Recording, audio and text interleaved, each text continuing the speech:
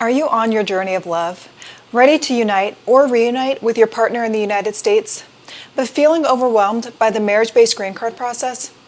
Well, let's unravel this complex web together. Welcome to Direct U.S. Immigration's channel, where you get direct access to our most up-to-date immigration and global mobility space. I am an immigration attorney with almost a decade's worth of experience, and today we're going to talk about how to prepare for your marriage-based green card in 2024. Stay tuned.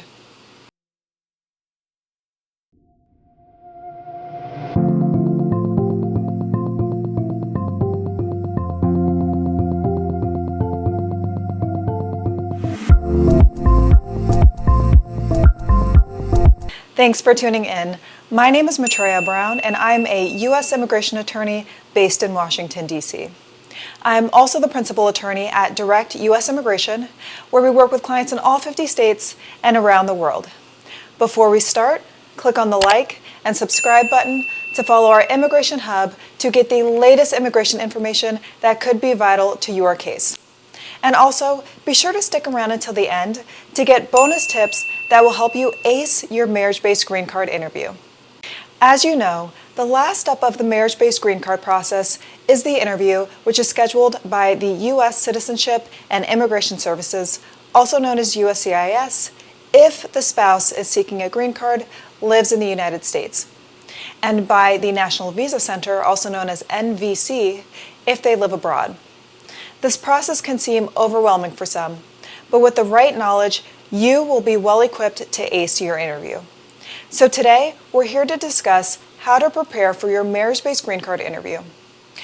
Although this interview may still be months away, knowing what to expect will help you feel more confident and prepared when that important day comes. Even if your marriage-based green card application is straightforward and free of red flags, the high stakes make a lot of applicants anxious. If you're unable to sleep at night, envisioning all the reasons why your application might be denied, remember that USCIS has the same goal as you and your spouse: ensuring that eligible couples with genuine marriages are able to live together in the United States. Whether your interview will take place in the United States or abroad, the interviewing officer's primary goal will be to determine whether your marriage is authentic, and in other words, not based on fraud. Questions can focus on, for example, the history of your relationship, your daily activities as a married couple, and your future plans together. Since you came this far and already filed your green card application with USCIS, you may fear something may go wrong during the green card interview. But don't worry, you're in the right place. Here, I will provide you with essential details to look out for during the green card interview and tips before attending the interview. Now let's discuss what happens at the interview. So as previously mentioned, the purpose of the marriage-based green card interview and the USCIS officer's primary goal is to determine that your marriage is authentic. That's why the officer will pay close attention to all details in your and your spouse's responses to the green card interview questions and the evidence you provide. For example, some green card interview questions can focus on the history of your relationship, the everyday activities you practice together as a couple, and plans you have already made or are thinking about. The interviewing officer will listen to you carefully and determine whether you've sufficiently convinced them that your marriage is not fraudulent. If so, they will approve the spouse for a green card so long as there are not other factors that could deny the process, such as an extensive criminal history or an uncontrollable communicable disease. Now, in some cases, each spouse can be interviewed separately, and the officer will compare their statements afterwards to review for inconsistencies. While you can never be certain about the questions that an interviewing officer will ask, here are some of the most typical questions that couples encounter grouped by category. So the first category is your relationship history. So that includes, how did you meet? Where did some of your first dates take place? How long did you date before deciding to get married? And what is the story of your marriage proposal? Another category could be about your wedding. So what was your wedding like? Who attended your wedding? What food was served? Were there any special rituals performed? And if so, what kind? Did you go anywhere for your honeymoon? And if so, where? Another category could be your daily routines. So what is daily life like with you and your spouse around the house? How do you start your day? How often do you text or talk on the phone when you're apart? And if you have kids, how do your kids get to school? Who are their friends? What are their favorite foods? Do they play any sports? If so, what? Another category could be your personal habits and needs. So, what side of the bed do you sleep on? Who snores? Though this type of questioning typically has conflicting answers. Another question could be, what medications does your spouse take? And so on. Another category that could also come up may include information about big events, rituals, or celebrations. So, for example, that could include when are your birthdays? What did you do to celebrate? What did you get each other as gifts? What's the most important holiday of the year in your household? And where do you typically celebrate it? Now, if a USCIS officer establishes ineligibility at the visa interview, you can receive a notice of intent to deny on the spot. Do not feel discouraged because before such a decision is made, you will generally have an opportunity to submit more evidence or clarify issues. So after the interview, there are about 4 scenarios to expect. Either an application approval, a request for evidence or a notice of intent to deny, additional review, or a second interview. Now, the entire green card process can last for years, and an interview may be overwhelming for spouses by itself. This is why hiring a lawyer like myself from the beginning can be fruitful and save you lots of time. An immigration attorney will approach your case individually, making sure the best strategy is in place. When it comes to marriage interviews, a lawyer can review the spouse's backgrounds, review the evidence, and confirm expectations and how to respond to likely scenarios. Now, let's take a step away from the process to tell you about one of my clients.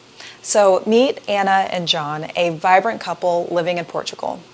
Anna, a Portuguese native, fell in love with John, an American tourist, during one of his visits to Lisbon. Their mutual love for travel and culture drew them together, and they decided to tie the knot. However, their dream was to start their married life in John's hometown in the United States. This meant navigating the intricate process of applying for a marriage-based green card. They diligently gathered all necessary documents, including proof of a genuine relationship, and despite their meticulous preparation, they were well aware that the process could be unpredictable and strenuous. Then came the day that would change everything for them. The day of their marriage-based green card interview, John purposely planned to be in country when the interview took place in case Anna needed any support and in case the officer wanted to speak with John. He wanted to be physically there to present a stronger case than what he felt a phone conversation would do. The stakes were high as they walked into the U.S. Embassy in Lisbon. They knew this interview was pivotal in determining whether they could start their new life together in the U.S. In the interview, Anna went separately to go through the interview. John was brought in later when the officer learned that he was in fact outside the embassy in case the officer wanted to speak with him directly. They presented their case convincingly. They shared stories about their relationship, showed pictures from their travels, and answered questions about each other confidently. Their genuine love for each other was evident. Impressed by their authenticity and well-prepared application, the embassy officer granted Anna the marriage-based green card. Their joy knew no bounds as they realized their dream of starting a life together in the U.S. was about to become a reality. The story of Anna and John inspires couples worldwide, reminding them that love knows no boundaries. And with perseverance and authenticity, even the most complex immigration processes can be navigated successfully. So as promised, here's some bonus information that you may not know about. So it is important to follow these tips to help you ace your interview. So first is to be honest and open. So think of the interview as an opportunity to give the officer a window into your life as a couple, not as an obligation to portray the ideal marriage. Every couple experiences marital difficulties, and you shouldn't be penalized for admitting your own. Second is speak your mind. Some interviewing officers will ask you very personal questions. If you find a question too offensive, you can let the officer know and decline to answer. Most officers will understand and move on to the next question. 3 is practice, practice, practice. So it is important to rehearse before your interview, especially if one of you tends to be forgetful, especially with birthdays. Even people in long-term marriages can often find these interviews stressful, but the more you practice, the less anxious you're likely to be. In this situation, it's almost always better to be over-prepared than under. And last, have fun. It's essential to be honest and thorough when documenting and recalling details about your marriage. But don't forget to loosen up. After all, you get to stroll down memory lane and make sure your spouse knows what you like to eat for breakfast. So we at Direct U.S. Immigration are ready to answer any of your questions if you need further clarification. Now, last but not least, be sure to check out the caption below this video. We've got questionnaires for different types of visas so that we can help you determine which visa is most appropriate for you. And if you're traveling soon, we also have a list of some of my travel favorites. So I hope you found this video helpful. Subscribe if this content or information helps you in any way. Comment below if you want me to talk about something in specific, and share this resource widely because you never know who needs answers to these questions. Additionally, if you have any specific questions about this video as they pertain to your unique circumstances, please schedule a consultation with us, also at the link below, and I'll see you in the next video.